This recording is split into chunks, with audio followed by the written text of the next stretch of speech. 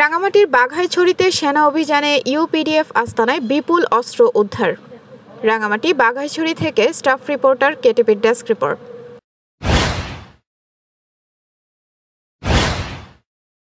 হৃদয়ে KTV, Kasba TV, হৃদয়ে বাংলা। খাগড়াছড়ি রিজিয়নের আওতাধীন রাঙামাটির বাঘাইছড়িতে United People's Democratic Front UPDF এর আস্তানায় সেনাবাহিনীর এক চাঞ্চল্যকর অভিযান চালানো হয়েছে। অভিযানে সাব মেশিনগান সহ বিপুল পরিমাণ অস্ত্র ও গোলাবারুদ উদ্ধার করেছে সেনাবাহিনী। বিশ্বস্ত সূত্রে জানা যায়, ইউপিডিএফ এর প্রসিত গ্রুপের একটি সশস্ত্র ক্যাম্পে অভিযান চালালে সন্ত্রাসীরা সেনাবাহিনীর উপর গুলি চালায়।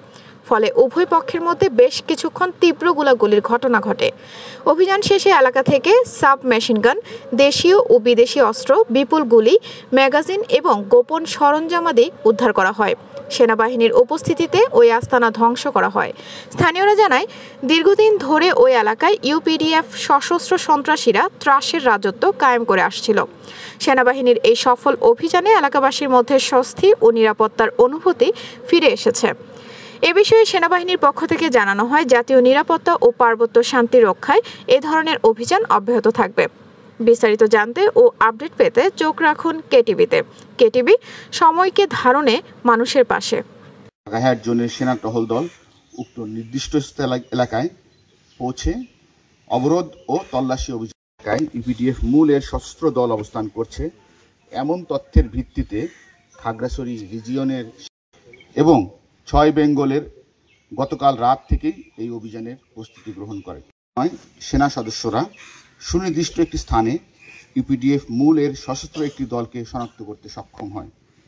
সেনাবাহিনীর উপস্থিতি বুঝতে পেরে ইউপিডিএফ মূলের সদস্যরা পালানোর চেষ্টা করলে উভয় পক্ষের মধ্যে ব্যাপক গুলি বিনিময়ের ঘটনা ঘটে।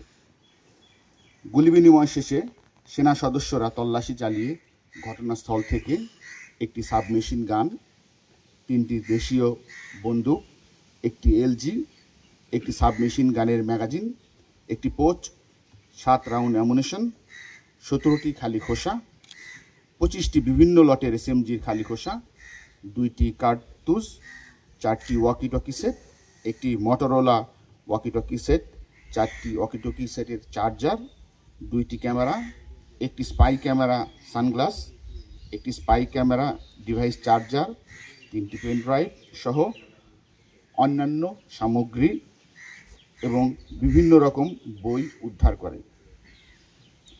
আমরা সুস্পষ্টভাবে বলতে চাই যে আমাদের অভিযান শুধুমাত্র পার্বত্য চট্টগ্রামের সশস্ত্র দলের বিরুদ্ধে।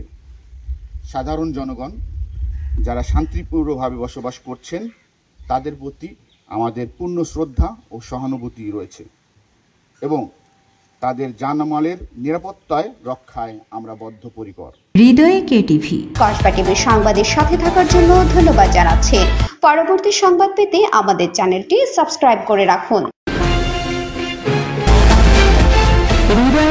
হৃদয়ে কেটিভি।